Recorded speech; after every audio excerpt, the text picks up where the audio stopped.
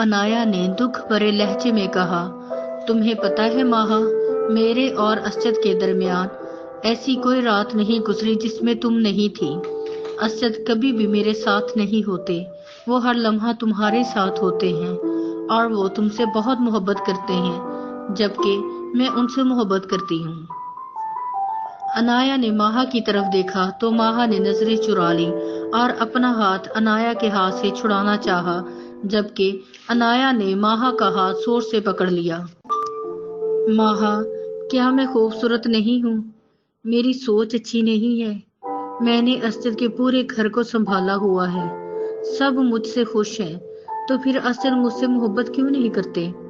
अनाया दुख भरे लहजे में बात कर रही थी, जबकि माहा खामोश पलक झपके बगैर अनाया की तरफ देख रही थी। मैं जेलस नहीं हो रही हूँ तुमसे माहा, अनाया ने माहा की हैरानगी को महसूस करते हुए कहा। मुझे असद ने सब बता दिया है और शादी की पहली रात ही बता दिया था। तुमने क्यों नहीं असद की मोहब्बत कबूल की? अगर तुम कर लेती तो आज 3 जिंदगियां तबाह होने से बच जाती। 3 नहीं 2। अनाया ने फिर एक गहरी सांस ली और चेहरे पर एक झूठी मुस्कान के साथ माहा की तरफ देखा, जो अभी तक वैसे ही हैरानगी से उसे देख रही थी। तुम परेशान ना हो माहा, मेरा मकसद तुम्हें नुकसान पहुंचाना हरगिज नहीं, ना ही तुम्हें बुरा भला कहना, बल्कि मैं तो तुम्हें अपनी सिस्टर की तरह समझती हूँ। मुझे कोई एतराज नहीं है अगर तुम अब भी असद से शादी कर लो, मैं तुम्हारे साथ मिलकर रह सकती हूँ। अनाया की इस बात पर माहा ने और भी हैरानगी से देखा और साथ ही अपना हाथ उसके हाथ से फौरन छुड़ा लिया। ये क्या कह रही हैं आप अनाया? मैं ऐसा सोच भी नहीं सकती। मैंने कभी असद को इस नजर से नहीं देखा। मैं जानती हूँ, अनाया ने कहा। माहा, लेकिन असद, अनाया ने अपनी बात अधूरी छोड़ दी।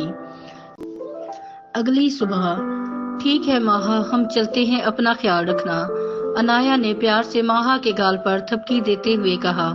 माहा फिर खामोश ही रही। साथ खड़े असद ने माहा की तरफ देखा। माहा, प्लीज अपना ख्याल रखना।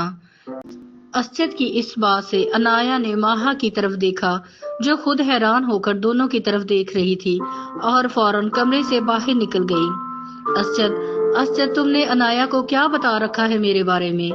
माहा ने गुस्से से कहा तो असद अनजान बनते हुए, क्या बताया है? ज्यादा अनजान बनने की जरूरत नहीं। मैंने कब कहा कि?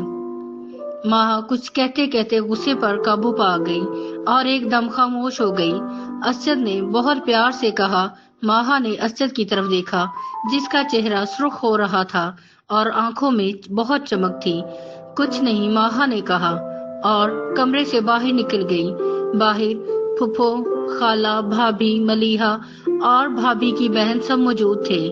असद भी माहा के पीछे ही कमरे से बाहर निकल आया।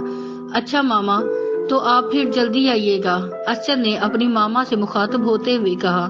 अच्छा बेटा, तुम लोग भी अपना ख्याल रखना, मैं कुछ दिन अपनी बेटी माहा के पास ही रहूंगी।